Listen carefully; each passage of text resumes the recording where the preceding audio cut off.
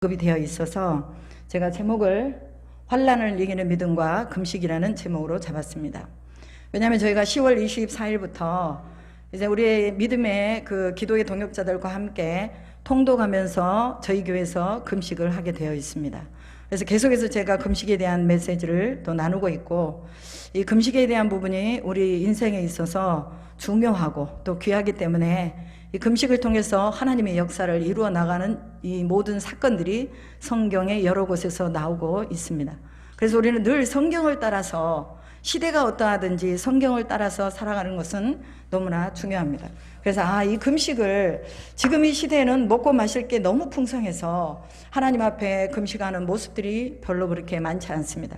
그러나 성경은 금식을 통해서 수많은 이적과 기적의 역사를 쏟아내어 주었고, 오늘 금식을 통해서 하나님을 만나는 삶의 역사가 또 우리의 삶에서도 이어진다는 것을 믿으시고, 여러분들이 오늘 이 말씀 속에서 하나님이 이 메시지를 우리에게 주신 이유가 뭘까? 그냥 금식과 그냥 환난에 대해서 말씀하지 않으셨을 것인데, 오늘 이 말씀을 듣고 여러분이 여러분의 삶의 그 자리에서 금식을 결단하시고 또 하나님 앞에 올곧게 세워지도록 우리는 하나님 앞에 서야 할 줄로 믿습니다.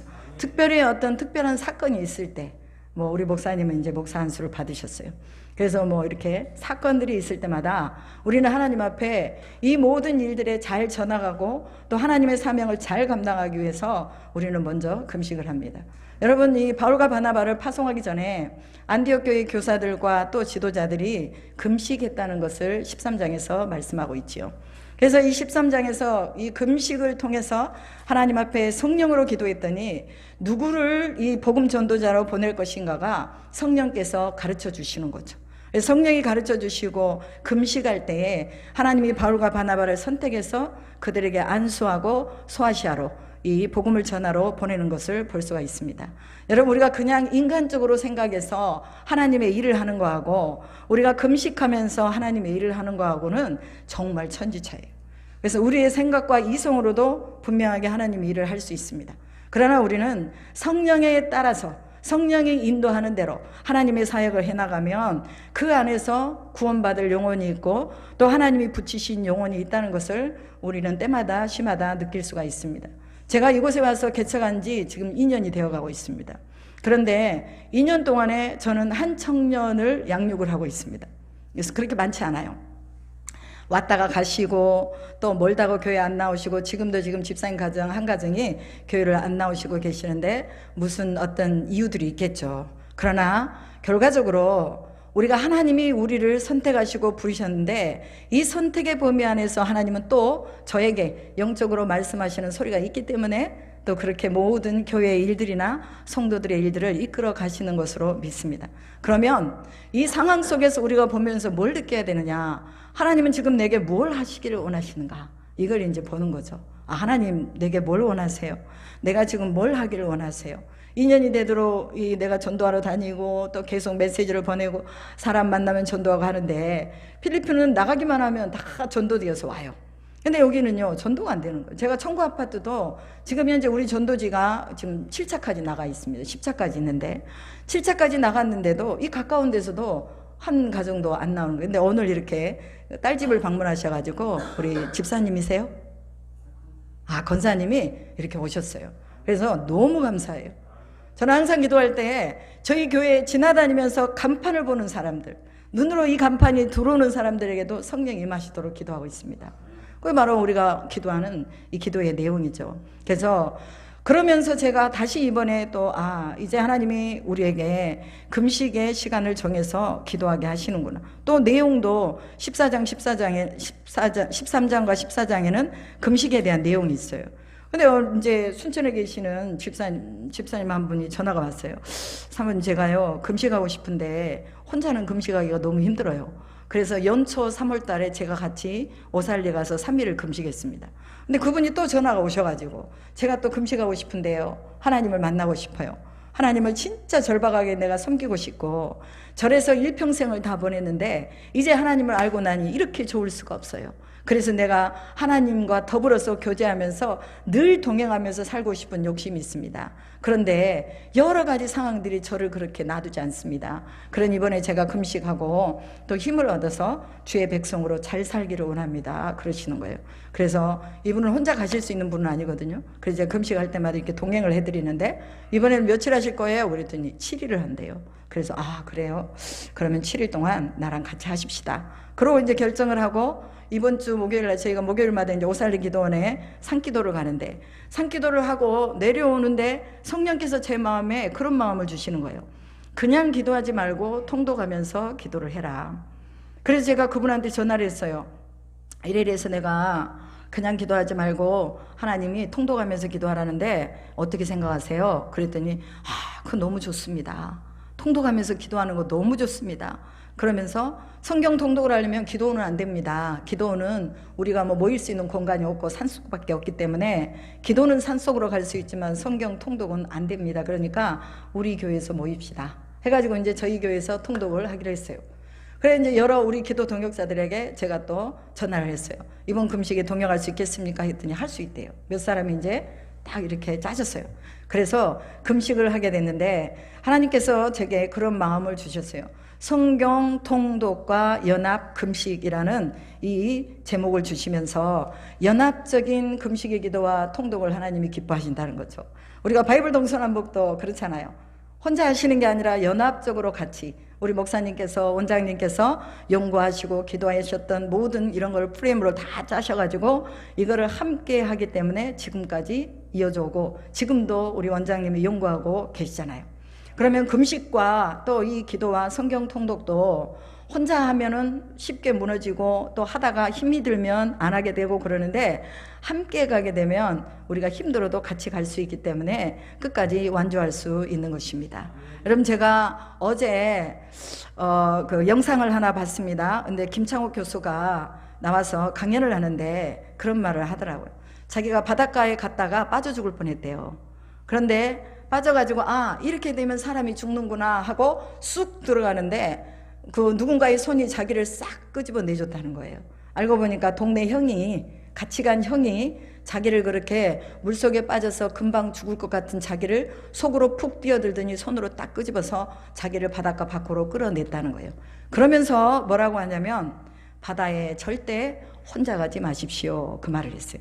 저는 그 말을 딱 듣는 순간에 어떤 생각이 들었냐면 예수 없이 살지 마십시오 그 말로 들었어요. 하나님 없는 인생이 되지 마십시오. 그래서 누군가가 자기의 손을 잡아줄 수 있는 그리고 누군가가 자신의 인생에서 개입해서 자신의 인생을 끌어가서 함께 갈 수 있는 누군가를 만나서 사십시오 이 말로 들었는데 저는 제 신앙으로 하나님을 만나야 됩니다 라는 그 말씀으로 들었습니다. 그 교수님은 뭐라고 말하냐면 그 사람이 친구일 수도 있고 신일 수도 있고 이렇게 말을 하더라고요.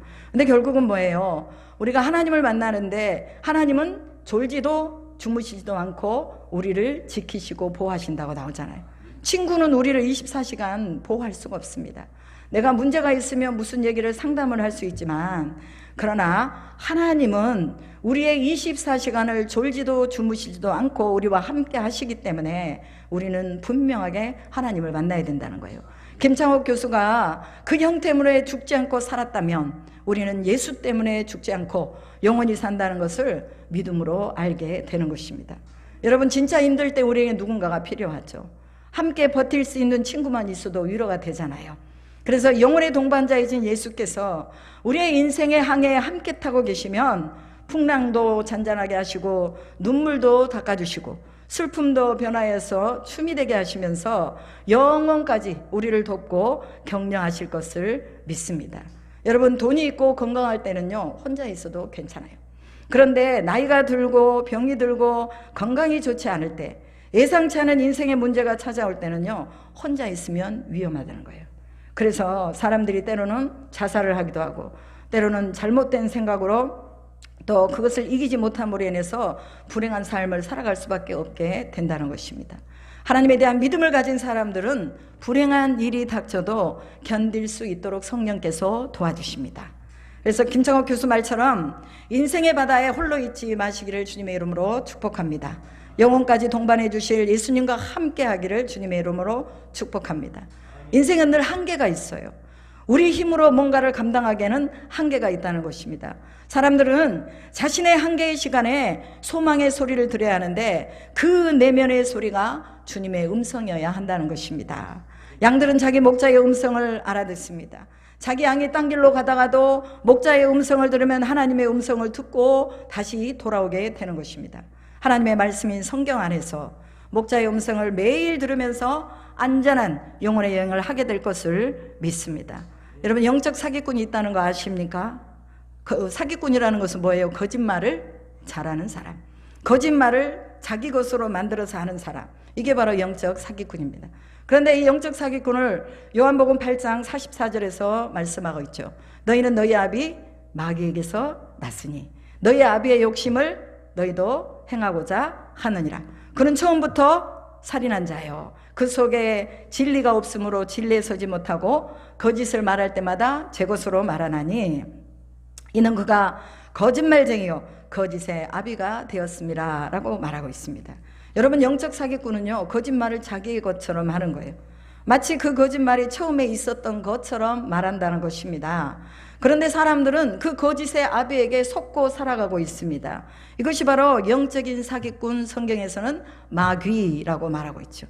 그럼 우리 인생을 도둑질해가는 영적인 이 사기꾼이 우리의 삶의 주변에 있다는 거예요, 없다는 거예요? 있다는 거예요. 우리가 모르는 거예요.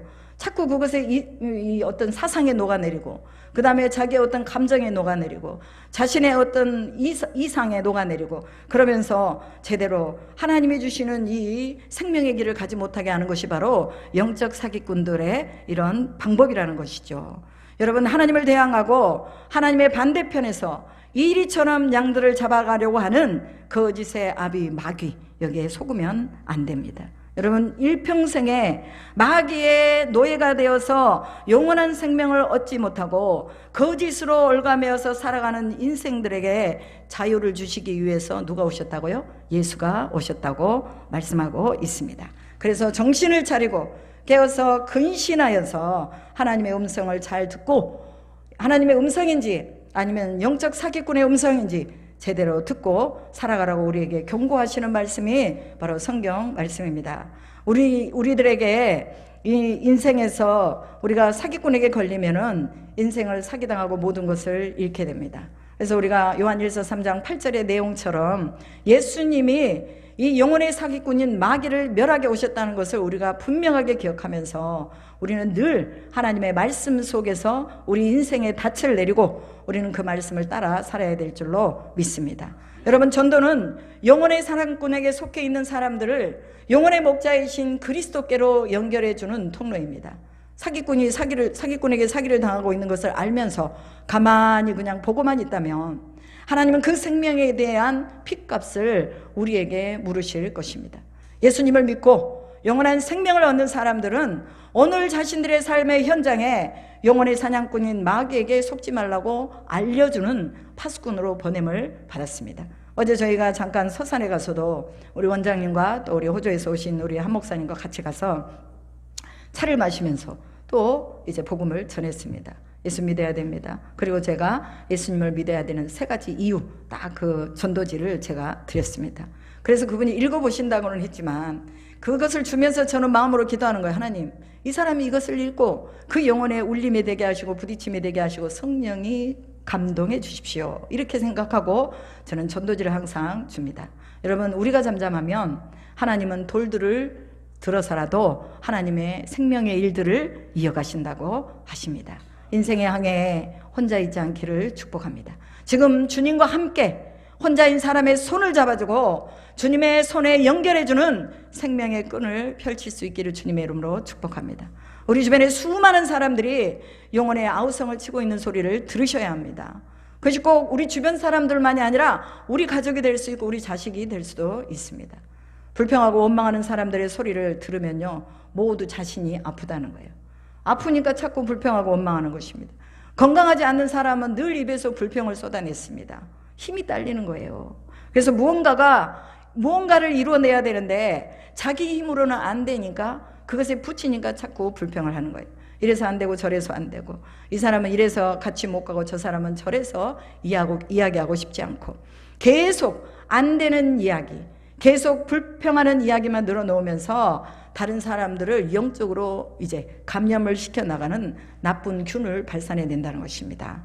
사람들 몇 마디 얘기만 나눠보면 그 사람의 영혼이 아픈지 건강한지를 알게 됩니다. 영혼이 아픈 사람들을 보았다면 우리는 그냥 지나치면 안 됩니다. 영혼의 의사이신 예수님께 그들을 연결해 주기를 주님의 이름으로 축복합니다. 생명을 살리는 복된 일에 우리 모두가 쓰임받기를 주님의 이름으로 축복합니다. 사도행전 14장 19절 28절에 바울 일행의 1차 전도 여행을 계속하고 있는 내용을 볼 수 있죠. 사도행전 13장에서 보면 시리아 안디옥에서 1차 전도 여행이 시작됩니다. 그들이 금식하면서 바울과 또 바나바를 이제 또 이쪽 구브로 섬으로 보내잖아요. 그래서 그들이 이제 배를 타고 실루기아에서 배를 타고 구브로 섬으로 들어가서 거기에 바보라는 지역에 이르게 됩니다. 그곳에서 누구를 만납니까? 서기오 총독을 만나게 되잖아요. 우리 바이블 동서남북 하면서 구브로 이쪽에 있고, 그 다음에 다시 올라가서 또 이제 또 저쪽 밤빌리아에 또 뭐가 있어요? 버가가 있죠. 버가를 지나서 또 비시디아 안디옥을 지나서 또 이고니온과 루스드라와 더베와 이런 지역들을 다 우리가 살펴보았잖아요. 이게 바울의 1차 전도 여행입니다.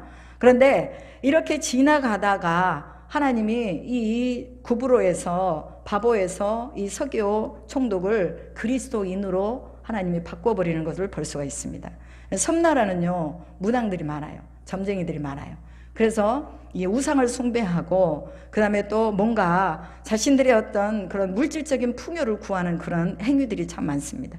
근데 여기에 가서 이 사도 바울이 하나님의 말씀을 전하니까 서기오 총독이 예수를 믿었단 말이에요. 근데 예수를 믿으니까 엘루마라는 이 무당, 그러니까 한마디로 말하면 이제 무당이죠, 무당이 서기오 총독이 예수를 믿지 못하도록 자꾸 바울을 험담하고 저거 거짓말이다, 저거 진짜가 아니다, 당신 저거 믿으면 안 된다고 자꾸 이렇게 방해를 하는 거예요.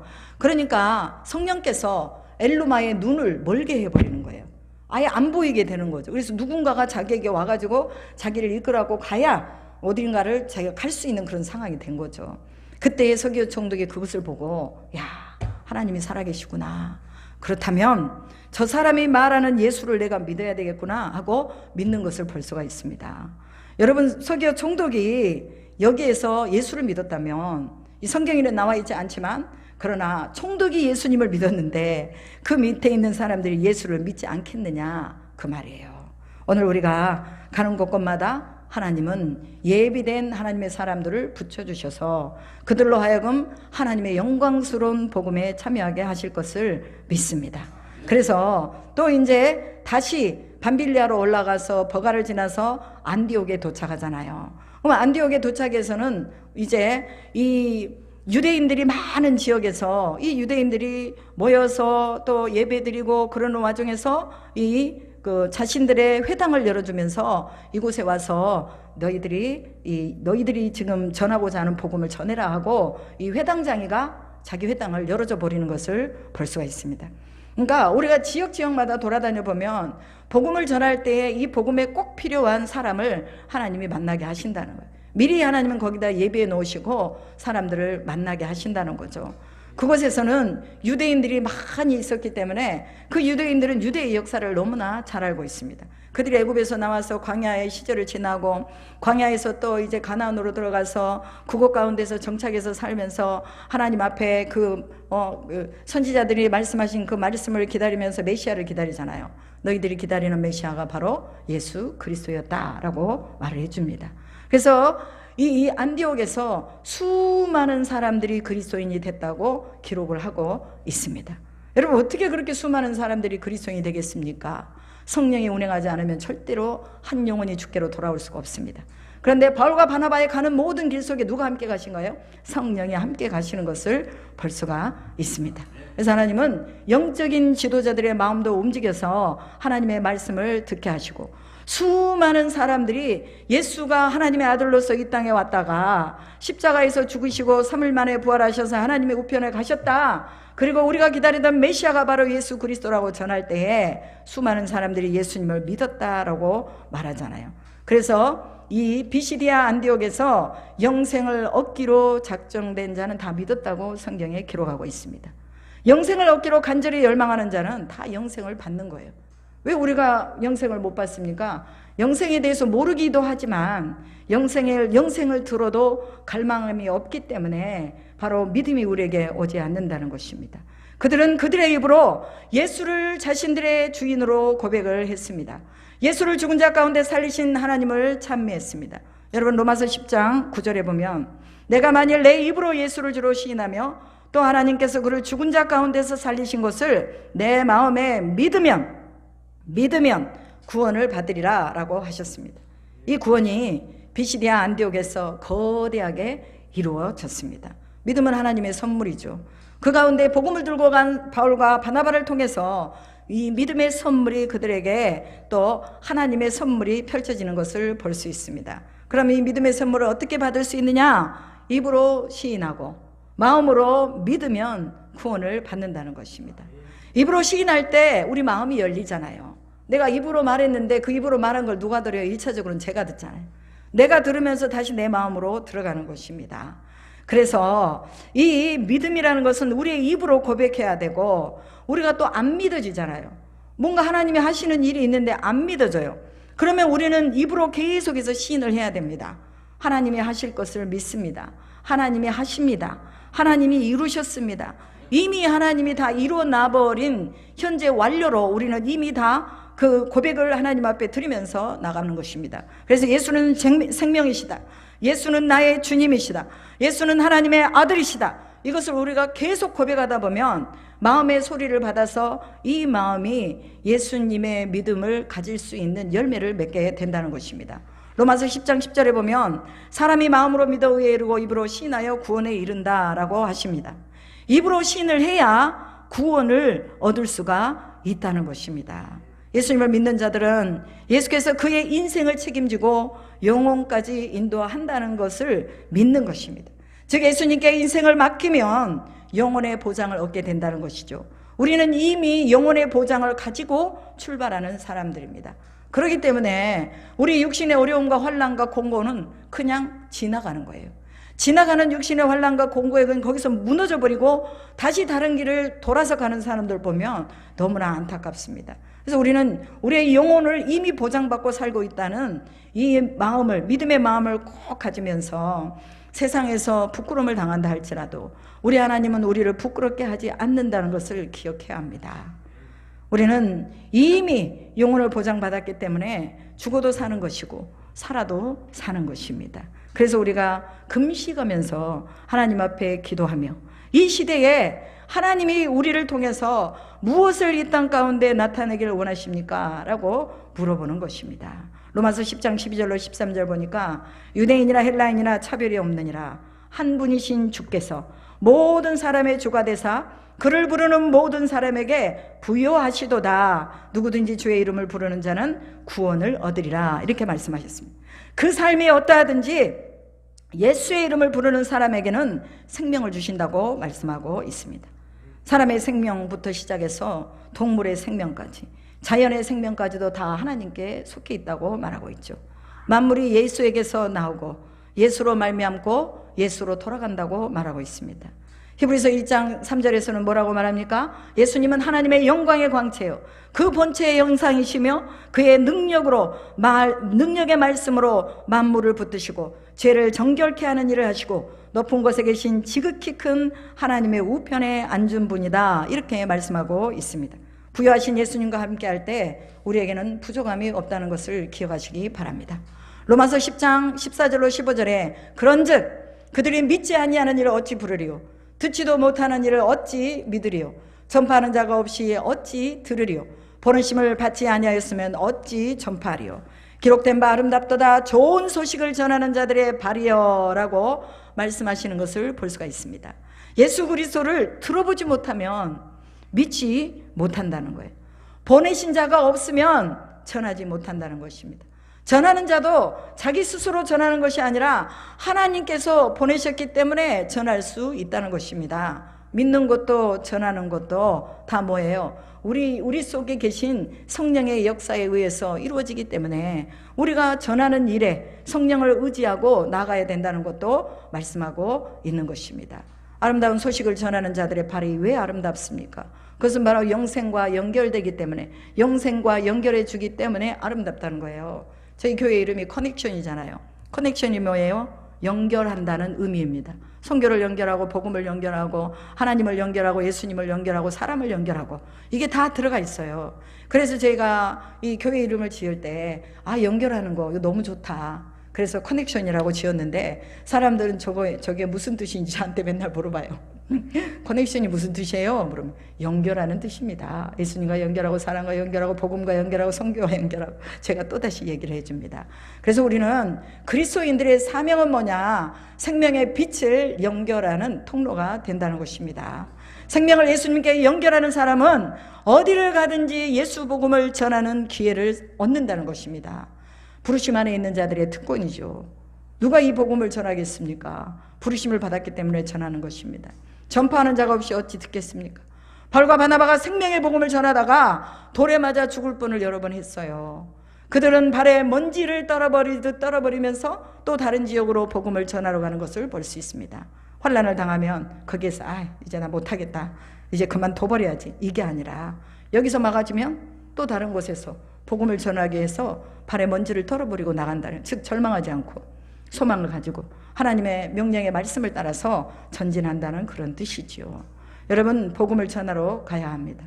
여러분이 복음을 전하다가 막히면 다시 발걸음을 옮기면 되는 거예요. 복음을 들은 자들이 있는 곳으로, 들을 자들이 있는 곳으로 성령의 인도를 따라서 갈 수 있기를 주님의 이름으로 축복합니다. 유대인들이 복음을 전하는 바울의 일행을 따라서 다니면서 방해를 하는 내용이 오늘 본문에 나오죠. 무리들이 충동을 해가지고 바울을 쳐서 바울이 돌에 맞아 죽었습니다. 그래서 거기에서 사람들이 숨이 끊어진 바울의 시신을 밖으로 갖다 내다 버렸단 말이에요. 분명하게 바울이 죽었기 때문에 사람들이 갖다가 버린 거예요. 사람이 죽었는데도 돌을 막 던지지는 않잖아요. 죽은 것을 확인하고 멈췄다. 그리고 그 시신을 밖으로 갖다 버렸다. 이렇게 생각을 하는 거죠. 그러면 사울이 잠깐 기절했을까요? 아니면은 죽었었을까요? 사람들은 그냥 기절했다가 일어났다 이렇게 말합니다. 그러나 저희들은 그렇게 생각하지 않습니다. 하나님이 다시 살리셨다고 믿습니다. 죽었으나 하나님이 다시 살리셨다. 사람들이 보기에는 잠깐 기절했다가 일어난 것 같아도 하나님은 죽은 자를 다시 살려서 복음을 위해서 쓰신다는 것을 우리는 또 본문을 통해서 보는 것입니다. 복음의 능력은 죽은 자를 살리는 것입니다. 사명이 남아있는 사람은 죽어도 살리시는 것입니다. 우리는 이 본문 속에서 죽어도 사는구나, 그러면 그냥 우리가 죽자, 죽으면 하나님이 또 살리시는구나, 그러면 또 살자, 살아서 뭐 하겠느냐, 복음을 전하자. 이게 우리의 또 모든 삶의 목표가 돼야 된다는 것입니다. 바울은 로마에 가서 순교를 당했습니다. 그러나 3차 전도 여행을 마치기까지 죽음의 고비들을 수없이 많이 넘겼지만, 그러나 하나님은 그를 죽이시지 않고 로마로 가서 복음을 전할 때까지 살려놓으신 것을 볼 수 있습니다. 바울의 죽음은 죽음이 아니죠. 우리가 로마에서 순교를 당했지만 우리는 바울을 죽었다라고 생각하지 않고 다른 영혼의 시작으로 들어갔다라고 말을 합니다.